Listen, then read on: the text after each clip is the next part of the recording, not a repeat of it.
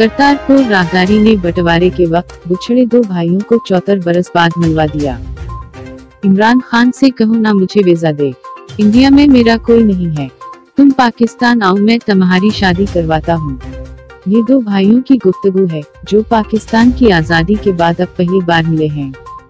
मोहम्मद सदीक और मोहम्मद हबीब की कहानी उन लाखों अफराद जैसी है जिनके लिए तक़सीम और आज़ादी के बाद होने वाला बंटवारा सिर्फ एक कहानी नहीं, वो उस कहानी के ऐसे किरदार हैं जो उस वक्त बिछड़ गए थे जब जालिंधर से अफरा-तफरी में उनका खानदान पाकिस्तान रवाना हुआ।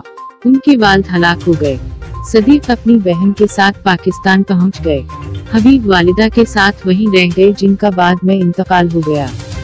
ये सब कैसे हुआ उन्हें आज भी पूरी तरह याद नहीं, लेकिन तकरीबन 75 साल बाद दोनों भाइयों की करतारपुर के जरिए मुलाकात ऐसी उनगिनत कहानियों में से है जिनका आगाज तक़सीम से हुआ।